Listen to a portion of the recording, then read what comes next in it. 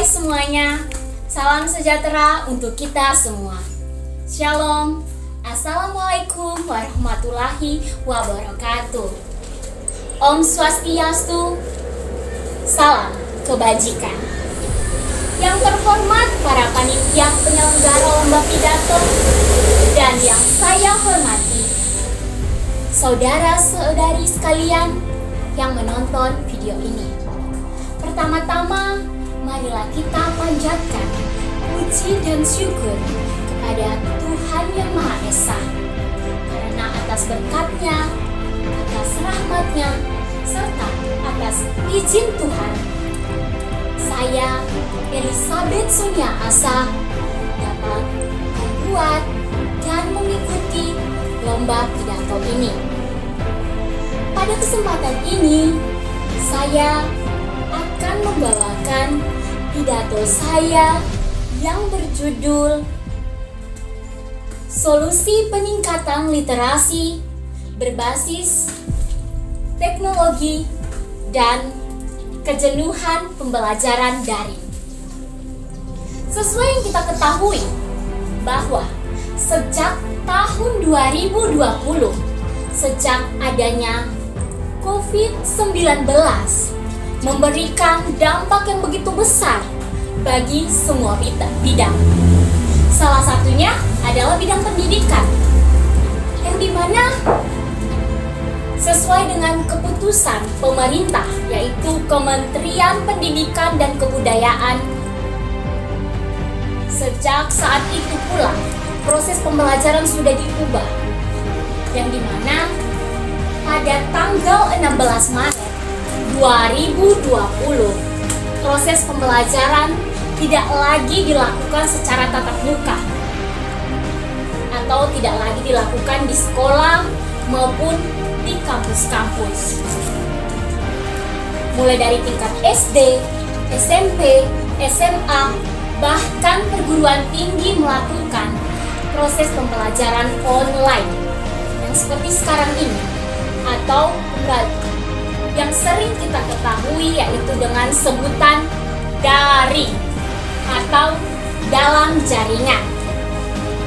Pembelajaran daring sendiri merupakan sistem pembelajaran yang menggunakan jaringan internet dengan aksesibilitas, konektivitas, fleksibilitas, dan kemampuan untuk memunculkan berbagai informasi pembelajaran yang bermanfaat. Namun, dalam proses pembelajaran daring, ada beberapa faktor penentu keberhasilan dalam proses pembelajaran ini. Ada 4 faktor utama. Yang pertama itu adalah 1. Koneksi jaringan atau jaringan itu sendiri. Kenapa dikatakan sebagai faktor utama? Karena jika pengajar maupun pelajar, jika jaringan mereka atau koneksi jaringan mereka buruk, maka proses pembelajaran tidak akan berjalan dengan lancar. Mulai dari ketika Zoom atau Meet, suara terputus-terputus, bahkan ada kata atau kalimat yang muncul yaitu menghubungkan ulang. Hal itulah kenapa jaringan sangat diperlukan dalam proses pembelajaran daring. Faktor yang kedua itu ada pada pengajar sendiri, yaitu pada dosen maupun guru-guru, yang dimana pada faktor ini mereka harus bisa menyesuaikan dengan keadaan sebelum online. Mereka harus menyesuaikan, menjelaskan lebih detail mengenai materi-materi yang dijelaskan melalui proses online. Faktor yang ketiga itu ada pada pelajar itu sendiri, yaitu pada kita sendiri, di mana di sini kita harus lebih berusaha untuk mewujudkan proses pembelajaran daring yang baik. Faktor yang keempat itu adalah literasi informasi berbasis teknologi, yang dimana pada literasi ini proses pembelajaran daring teknologi sangat diperlukan, di mana untuk meningkatkan minat literasi berbasis teknologi. Lalu, literasi informasi teknologi atau literasi TIK merupakan suatu aktivitas menggunakan teknologi digital, peralatan komunikasi, serta jaringan-jaringan untuk mengatur, mengakses, mengintegrasi, mengevaluasi, dan menciptakan informasi yang lebih banyak lagi dan lebih berguna. Peran literasi informasi teknologi berbasis teknologi ini sangatlah penting dalam proses pembelajaran daring, karena menjadi media utama untuk menghubungkan guru, siswa, serta materi-materi pembelajaran. Tetapi dalam proses pembelajaran sering kita temui banyak pelajar yang seacu tak acu terhadap literasi berbasis teknologi ini. Banyak keluhan-keluhan karena mereka bilang, ada yang mengatakan bahwa mereka tidak tahu menggunakan Microsoft Word, Microsoft Excel, bahkan Microsoft PowerPoint.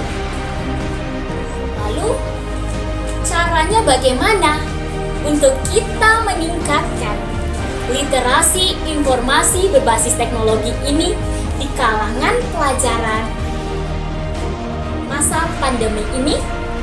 Yang pertama, strategi yang harus dilakukan yaitu pemerintah harus menyusun ulang kembali mata pelajaran TIK, di mana ketika mata pelajaran TIK ini lebih diprioritaskan, maka penggunaan teknologi informasi akan lebih baik dan para pelajar bisa mengakses, bisa mengetahui dengan baik. Yang kedua, perlu adanya materi-materi mengenai pentingnya literasi informasi ke semua pendidikan. Yang ketiga, itu ada menumbuhkan rasa cinta pada pengetahuan teknologi ke setiap pelajar. Yang keempat, itu ada di mana kita harus mengubah gaya hidup kita, yang dimana awal budaya kita itu budaya lisan menjadi budaya baca. Kelima itu adalah pemenuhan akses internet di seluruh daerah-daerah. Salah satunya daerah pelosok-pelosok harus dipenuhi, karena dengan demikian teknologi informasi berbasis literasi ini dapat diterapkan dan dapat diketahui oleh seluruh pelajar. Nah, jadi pembelajaran daring sangat berkaitan dengan literasi informasi berbasis teknologi ini. Tetapi sering kita temukan dalam proses pembelajaran daring ini banyak terjadi kejenuhan-kejenuhan di antara kalangan para pelajar. Lalu, bagaimana strategi atau solusi yang akan dilakukan? Yang pertama, dengan adanya metode hibur. Metode hibur di sini dapat menumbuhkan rasa cinta, rasa senang terhadap materi. Yang kedua, guru harus membuat rencana pembelajaran dengan siswa agar ada kesepakatan antara keduanya. Dan yang ketiga, itu menggunakan aplikasi yang kreatif. Inilah pidato dari saya. Kalau ada jarum yang patah, janganlah dimasukkan dalam peti.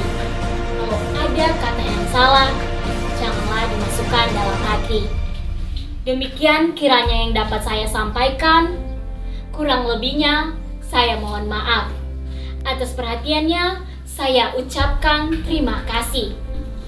Semoga apa yang telah saya sampaikan melalui pidato saya ini dapat bermanfaat untuk saudara sekalian. Akhir kata, saya ucapkan salam sejahtera untuk kita semua. Saya, Elizabeth Sonia Asa, mohon undur.